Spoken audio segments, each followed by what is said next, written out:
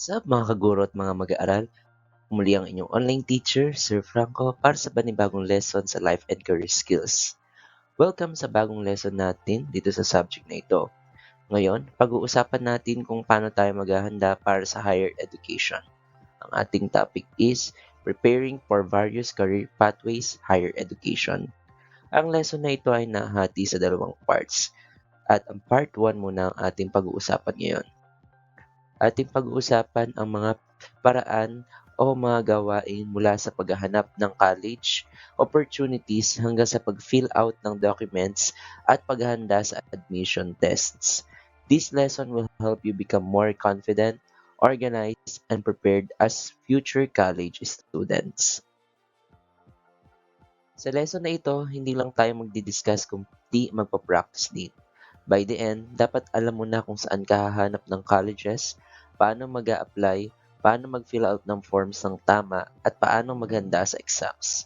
Hindi lang ito pang school, pang buhay din talaga ang lesson na ito. Before we start, let's have this activity. Write a letter to my future self as a college student. Write a heartfelt letter as if you are already in college. Begin with a greeting to your younger self. Share the challenges you're facing, whether academic, personal, or social. Express your hopes and dreams for the future.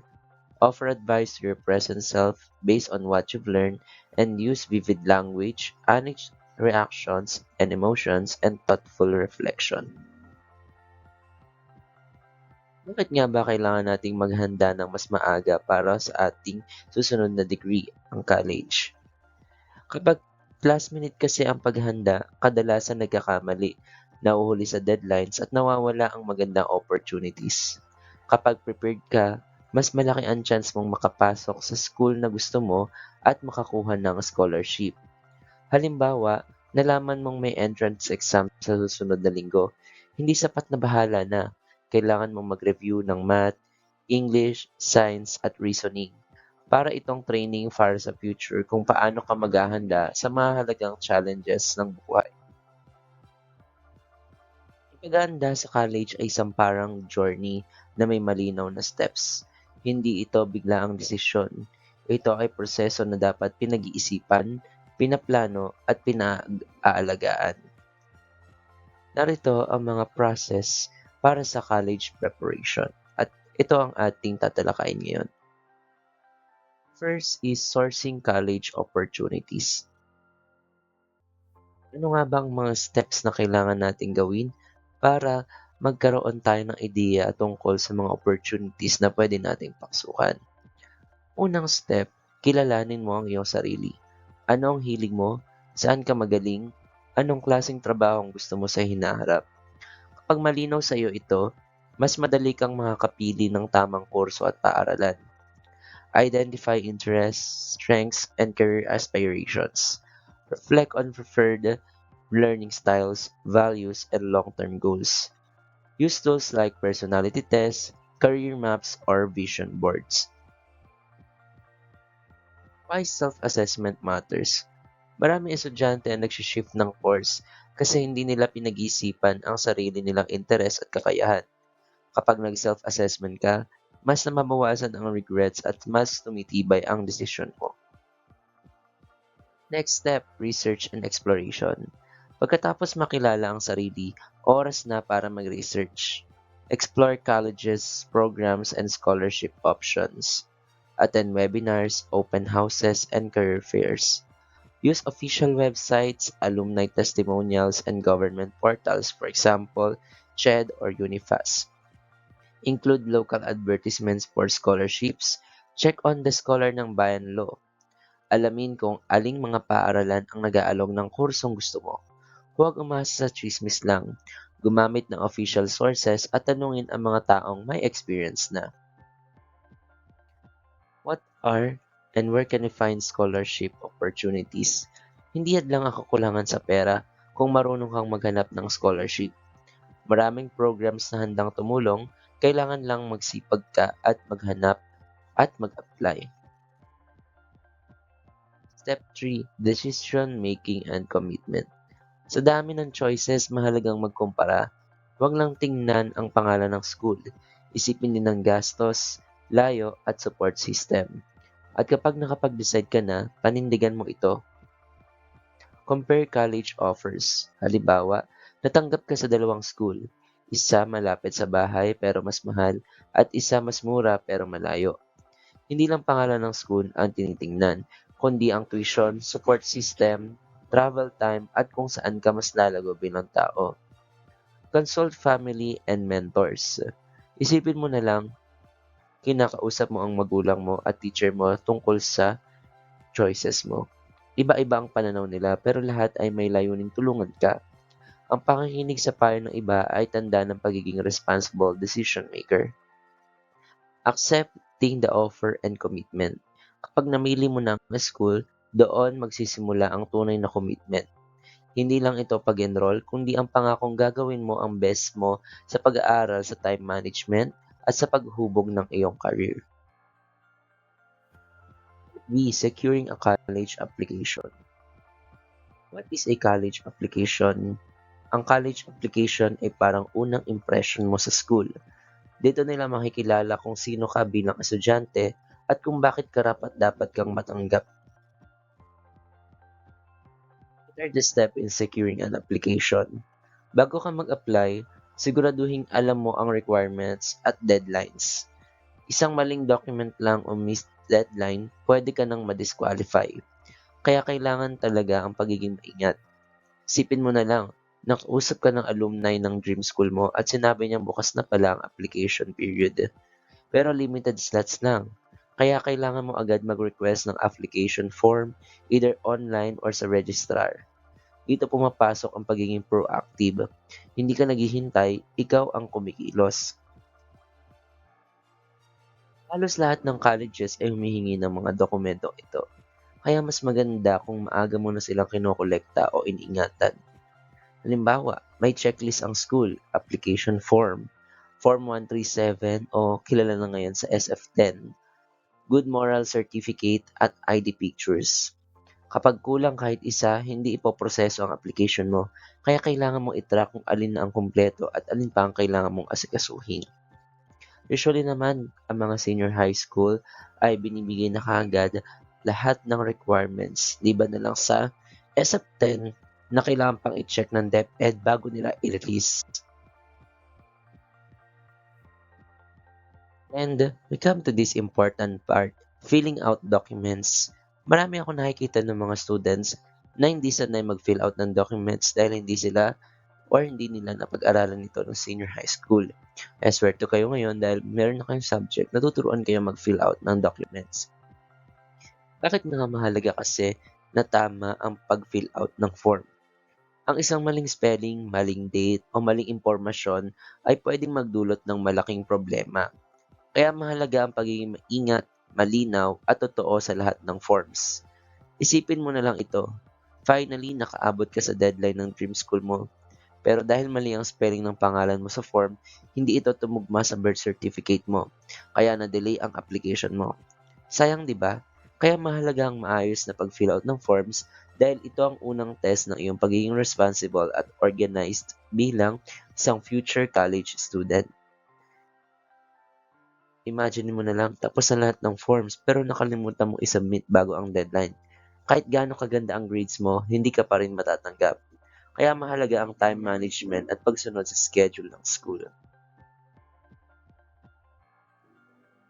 Understanding the purpose of documents. Before filling out any document, it's important to know its intended function, whether it's for enrollment, application, verification, or legal compliance. Understanding the purpose helps students provide relevant information and treat the form with appropriate level of care and formality. Hindi pare-parehong layunin ng bawat form. May form para sa enrollment, scholarship, medical record at iba pa. Alam mo ang purpose, mas nagiging maayos at angkop ang pagsagot mo. Halimbawa, binigyan ka ng dalawang forms, isa para sa enrollment at isa para sa scholarship. Kung di mo naintindihan ang purpose ng bawat isa, baka pareho mong sagutan ng pareho ang tono at detalye, kahit magkaiba pala ang hinihingi. Kapag alam mo kung para saan ang form, mas nagiging angkop at maayos ang mga sagot mo. And of course, dapat basahin ang instruction ng mabuti. Instructions guide how to complete each section correctly, including formatting, required fields, and submission protocols. Skipping or misinterpreting instructions can lead to errors, delays, or rejection of the document. Maraming estudyante ang nade-delay dahil hindi nila binabasa ang instructions. Tandaan, ang pagbabasa ng instruction ay bahagi ng pagiging responsable. Imagine mo na lang may instruction form na write in block letters pero cursive ang ginamit mo. O kaya naman may bahagi na leave blank if not applicable pero pinilit mo pa rin sagutan. Maliit na bagay pero pwede magdulot ng malaking delay. Kaya laging tandaan, basahin muna bago sumagot. Providing accurate information. Students must ensure that all entries are truthful and match official records such as birth certificates, school IDs, or transcripts. Accuracy builds credibility and prevents complications in processing or verification. Huwag manghula sa form.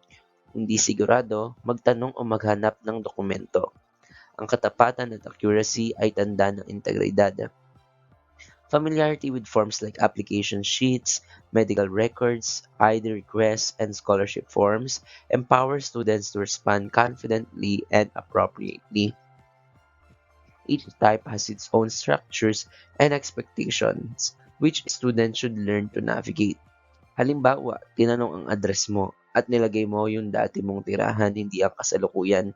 Kapag nagpadala ang school ng notice, hindi mo ito matatanggap. Kaya bawat detalye, pangalan, birthday, address, kailangan tugma sa official mong records. And of course, writing should be professional and practice digital etiquette. Neat handwriting or clear digital input ensures that the document can be read and processed immediately and efficiently. Professional writing avoids slangs, stylish fonts, or unnecessary embellishments, reflecting respect for the institution and the process. Ang paraan ng pagsulat mo ay refleksyon ng iyong professionalism. Kahit estudyante ka pa lang, simulan mo nang magpakita ng pagiging maayos at responsable. When filling out online or digital forms naman, students should use correct file formats and name files properly. Reviewing entries before submission and saving copies for reference are part of responsible digital behavior.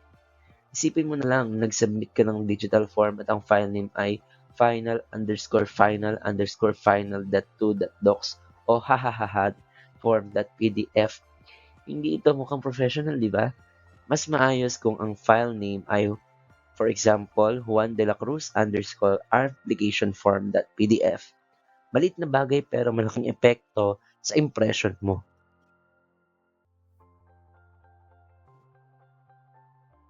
Privacy and data awareness. Students must understand what personal data they are sharing and why it's being collected.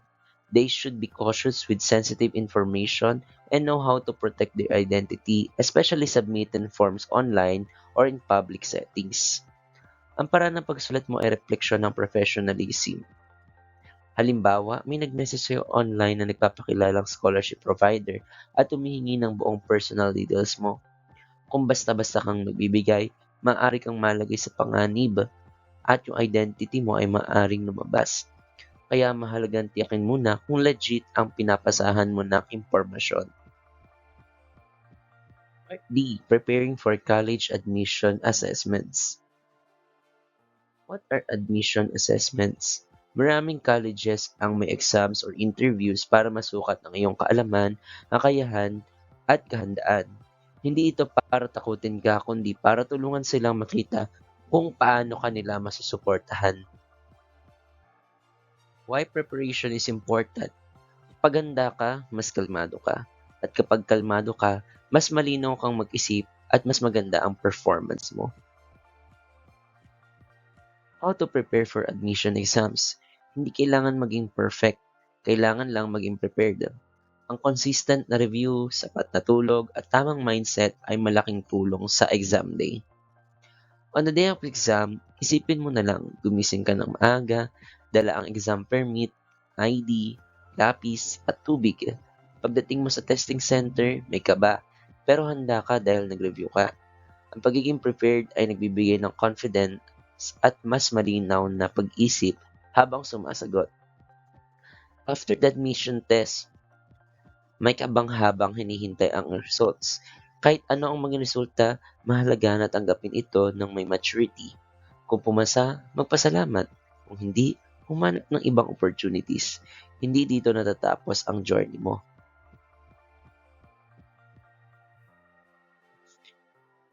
Preparing for interviews and essays.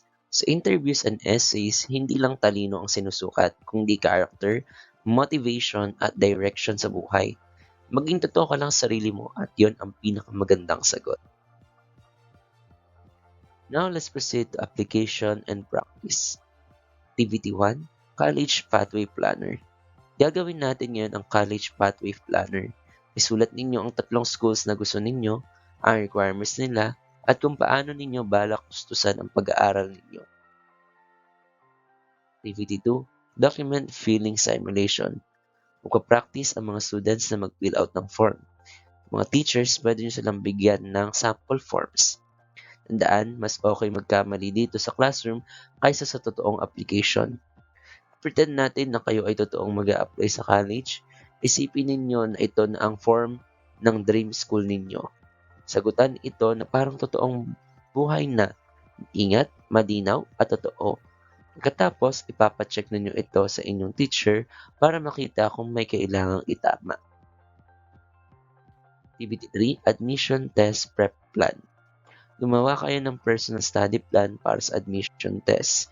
Hindi lang aral ang importante, kasama rin dito ang pahinga at kalusugan. Let's now proceed to the assessment. 1. Which is the first step in sourcing college opportunities? B. Self-assessment. Which organization provides government scholarships in the Philippines? C. CHED. 3. Why is reading instructions important when filling out documents? B. To avoid errors. 4. Which is an example of a digital form etiquette? C. Naming files properly. 5. What helps reduce anxiety before admission exams? C. Preparation. Now, for the performance task, college preparation portfolio. Ang inyong performance task ay isang college preparation portfolio. Ipapakita nito kung gaano kayo kahanda at kaseryoso sa inyong future. These documents must contain this portfolio, college pathway planner, sample filled out form, admission test preparation plan, and reflection paragraph. In this lesson, mag-reflect kayo. Ano ang bagong kaalaman ninyo? Ano ang babaguhin ninyo sa inyong paghahanda sa college? Tandaan, ang pagkatuto ay hindi lang pagsagot sa exam, ito ay pagbabago ng pananaw at kilos. Now for our key takeaways, college preparation is a process. Self-awareness leads to better choices. Proper documentation shows professionalism. Preparation builds confidence and success. At kung may isang tatandaan kayo sa lesson ito, ito iyon. Ang tagumpay sa college ay nagsisimula sa maayos na paghahanda. That's it for our lesson about the various career pathways for higher education. Thanks to the development team kung saan ibinase ang lesson discussion na ito. Once again, I'm your online teacher, Sir Franco, leaving you with this message. Your future begins with the choices you make today. Ang future ninyo ay hindi aksidente. Ito ay resulta ng inyong mga desisyon ngayon. Simulan nyo nang ihanda ang sarili ninyo dahil deserve ninyo ang magandang kinabukasan. Thank you for watching.